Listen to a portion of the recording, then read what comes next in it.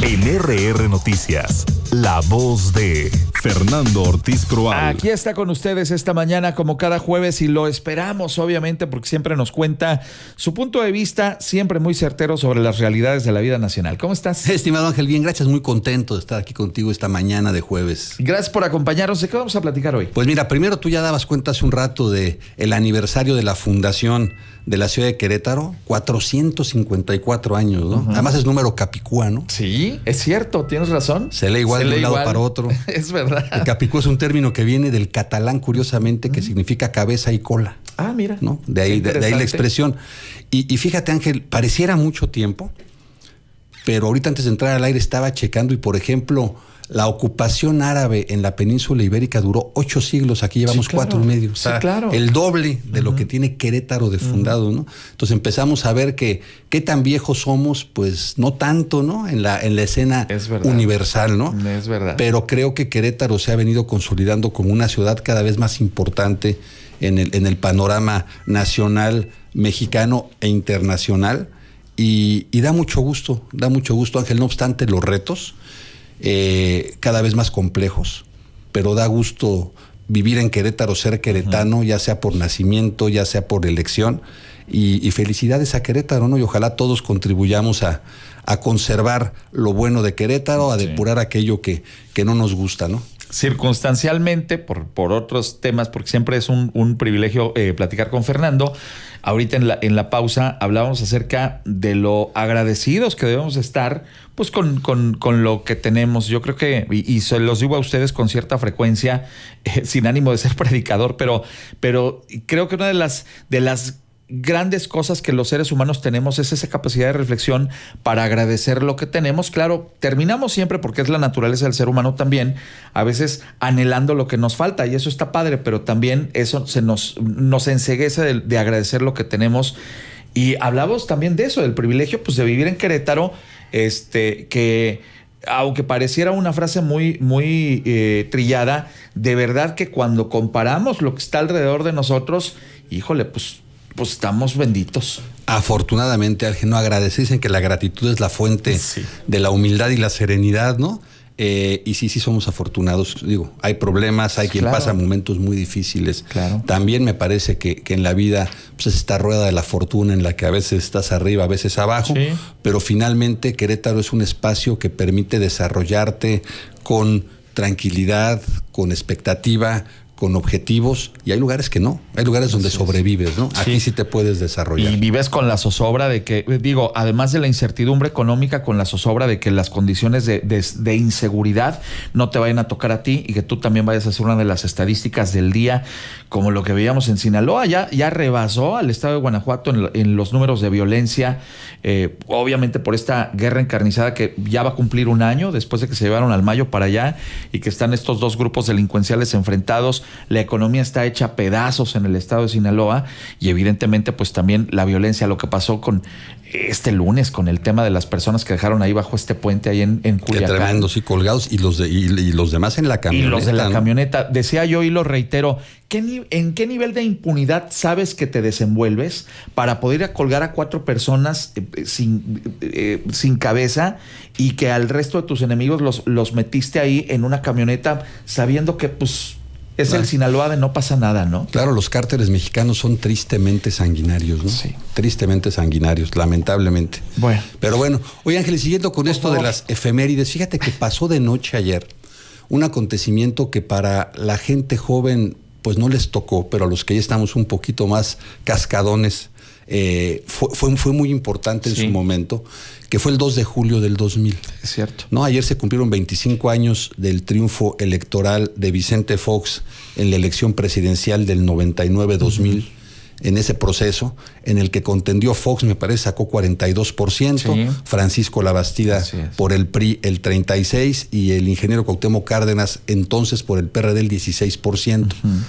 Y fue una alternancia sumamente significativa, ¿no? El PRI llevaba 71 años gobernando el país, entonces que el PAN lograra ganar la presidencia de la República fue sumamente importante.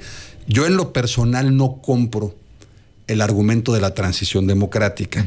¿Por qué, Ángel? Pues porque no se puede transitar democráticamente a la democracia, ¿no? Okay. O sea, finalmente hubo una elección, la ganó el candidato de la oposición, se respetó ese triunfo, ese resultado, y llegó a la presidencia. O sea, ¿cómo llegó Vicente Fox a la presidencia? Democráticamente, ¿no? Todo eso de la transición democrática no me parece que cuadre. Claro. Sin embargo, sí fue una alternancia profundamente significativa para la historia política de México, ¿no?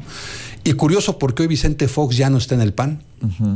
Pasó de noche este aniversario, estos 25 años de aquel 2 de julio del 2000. Y hay cosas interesantes, ¿no? En ese entonces se pensó que el PRI ya, al haber perdido la presidencia, se difuminaba. Y curiosamente, el PRI en el 2000 perdió la presidencia, pero no perdió el poder. Con sus estructuras, con su militancia, con sus gobiernos con estatales, logró claro, mantenerse al grado que 12 años después gana nuevamente la presidencia de la República, ¿no? Y Vicente Fox, me parece que pecó, si no de ingenuo, sí de confiado, y fue soltando las riendas del gobierno a otras personas y perdió ese control que le impidió incluso proponer a su candidato presidencial para la siguiente elección, y que también le fue costando esa enorme popularidad y ese bono político que él traía de la elección del 2 de julio, ¿no? Lo dilapidó, Ángel, en cosas simplonas, ¿no? Sin embargo, hubo cosas importantes, ¿no? La apertura a la crítica. O sea, en ese sexenio se abrieron los espacios en los medios de la opinión pública para la crítica, incluso directa a la persona del presidente de la República, sin consecuencias. A la persona, tienes razón, no a la figura institucional, sino a su persona, a su relación evidentemente con la que primero era su asesora y coordinadora, y que después se convertiría en su esposa, y que le valió toda suerte de críticas, ya no solo en su desempeño institucional, sino en la las parte relaciones personal, ¿no? Tienes razón. Y también te acuerdas que se integró el gabinete supuestamente mediante headhunters, que se buscaron los mejores perfiles, que la idea no era mala, pero bueno, pues es muy difícil, ¿no? Un gobierno, finalmente una empresa y un gobierno tienen fines distintos, ¿no? Se pueden emular procedimientos, sí, pero los objetivos son distintos, ¿no? La empresa va por el lucro y el gobierno va o tiene que ir por el bienestar social, y a veces no coinciden las rutas, ¿no? Es verdad. Finalmente, Ángel, muchos pensaron que con esa alternancia, en automático, como con una varita mágica, se resolvían los graves problemas del país, ¿no? Cierto. Y al tiempo nos dimos cuenta que el hecho de alternar o cambiar en la silla presidencial a personas provenientes de distintas fuerzas políticas, quizás es una parte, pero no era la relevante, ¿no? Durante muchos años, independientemente de la alternancia, la maquinaria, la infraestructura pública de México siguió siendo la misma, ¿no? Y caímos en lo mismo, ¿no? Ahora pues nada más se pintaban las patrullas de azul, ya no eran rojas, y en fin, ¿no? Y nos ha costado mucho trabajo a los mexicanos entender que no va a ser el gran Tlatuani que llegue quien pueda transformar al país, sino que necesitamos de veras una transformación estructural, una transformación de conciencias, que son las más complicadas, a través de la educación, y que eso finalmente nos va a permitir ir avanzando, ¿no? Que no hay fórmulas mágicas, Ángel, ¿no? Pues se pensó durante muchos años aquellos luchadores sociales muy válidos, ¿no? De los 70s, de los 80s, ¿no? Que pensaban que el día que se vaya el PRI se arregló el país. Pues no, lamentablemente no. Y tenemos que tener eso presente cada proceso electoral para tomar decisiones asertivas respecto a quienes queremos que nos gobiernen, y sobre todo a qué ofrecen quienes están llegando a ofertar políticamente un futuro para nosotros, ¿no? Sin duda. Son las 7:47, es Fernando Ortiz Proal quien conversa con ustedes esta mañana. Me parece que una de las grandes deudas que tuvo Vicente Fox, ahora que recordamos esta efeméride, tal día como ayer, hace 25 años, se dio esta circunstancia histórica en la que perdía el PRI y ganaba el Partido de Acción Nacional la presidencia de la República, con una carga de ilusiones y de esperanza muy grande, que luego fue dilapidando ese capital emocional, vamos a llamarlo así, el entonces presidente Fox.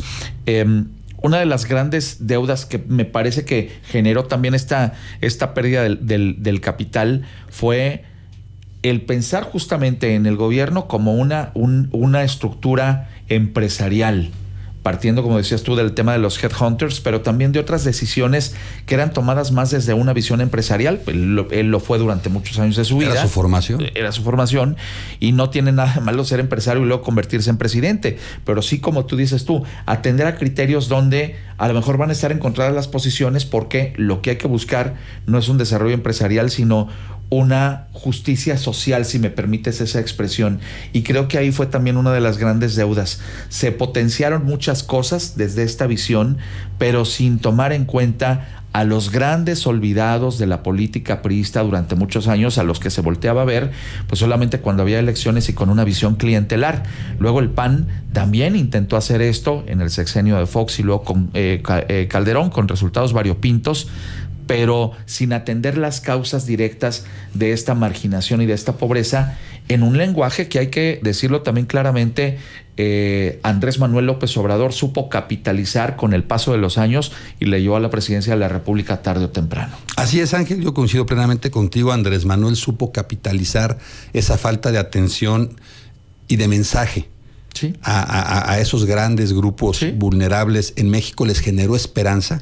Esa esperanza los llevó a las urnas a votar por Morena, y ya una vez instalados en los cargos públicos, pues ahora hay una política asistencialista, ¿no? Sí. A través de las becas, que no le estamos criticando ni juzgando, ¿eh? Es una forma de gobernar que me parece que en un país con las necesidades sociales de México no es mala. Se debe tener cuidado en cómo se gasta, en no sobrecargar ese gasto. Esa es una responsabilidad del Estado. Pero bueno, no, es la historia, ¿no? Cómo viene dando vuelta al final.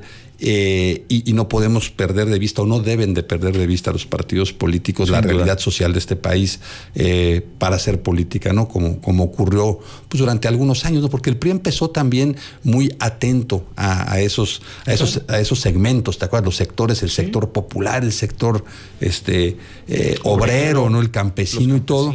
Y después se fue jalando hacia una derecha que quizá no con mala intención, pero sí con esta idea de que si generamos riqueza, la riqueza fluye, sí, iba a mejorar las condiciones del país, y pues no, o sea, en esa fórmula cuando menos no ha funcionado al día de hoy en México, y bueno, y seguimos medio metidos en ese ciclo y en ese debate, ¿no? Sí, lamentablemente hoy, y qué bueno que existen estas políticas como tú lo mencionas, pero si también un gobierno se basa exclusivamente en ello para tratar de subsanar estas enormes carencias y atrasos que tiene el país, pues tampoco lo vamos a conseguir, porque claro, no vamos a salir de ahí. Sí, ¿no? Fíjate, ayer me parece que en la conferencia mañanera la presidenta Sheinbaum dijo algo interesante en este sentido, hablando de Mexicana de Aviación, ¿no? Sí. Dijo que hay que apoyar a la empresa privada, que claro que se debe fomentar la empresa privada, pero también pues generar cuando se pueda opciones viables de servicios accesibles a quienes muchas veces no tienen posibilidades económicas, como en el caso de Mexicana, que es lo que aparentemente pretenden hacer, una aerolínea de bajo costo que cubra rutas pues que no son tan atractivas para las aerolíneas comerciales. En fin, ojalá sea así, ¿no? Porque es una combinación interesante de estos dos mundos, ¿no? Sí, nomás que la cantidad que se están gastando en estos aviones y en recuperar a esta empresa, pues yo creo que a lo mejor al Estado mexicano le resultaría más redituable aplicarlo en otros criterios y mejor convertirse, como debe de serlo el Estado, en el rector de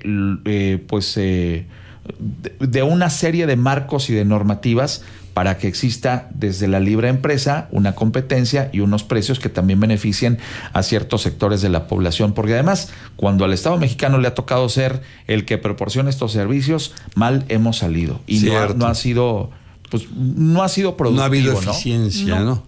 Y además, Ángel, hoy la competencia es universal, además, ¿no? O sea, no compites nada más con Aeroméxico y con Volaris, claro, y con Montería. Compites pues de aquí a Cancún, vuela a Emiratos y en fin, o United Airlines vuela de Querétaro y American Airlines, y en fin, ¿no? Y es muy difícil pretender intervenir en esos mercados mundiales con criterios sociales, ¿no? Y aplica al revés, así como no, en el gobierno no puedes buscar el lucro porque pues tienes un compromiso de desarrollo social, claro, pues también en las empresas pues no van a privilegiar, aunque sean socialmente responsables, podrán cumplir con ese papel en la medida que lo estimen, pero no es ni su función ni tampoco su prioridad. Así es, y entonces deja zapatero a tus zapatos. Exactamente. Pero bueno, en fin. Oye, Fernando, siempre es de verdad un gustazo platicar contigo y escucharte. Al contrario, el placer es mío y muy agradecido con mi amigo José Luis Rodríguez, contigo, Ángel, que ahí está con pendiente, este gran equipo, por esta oportunidad que me regalan, que disfruto muchísimo. Ahí está también mi comandante en jefe, siempre pendiente, escuchándote también. Pues un saludo. Ahí está. Muy bien. Amigas y amigos, son las 7:53. Regreso enseguida.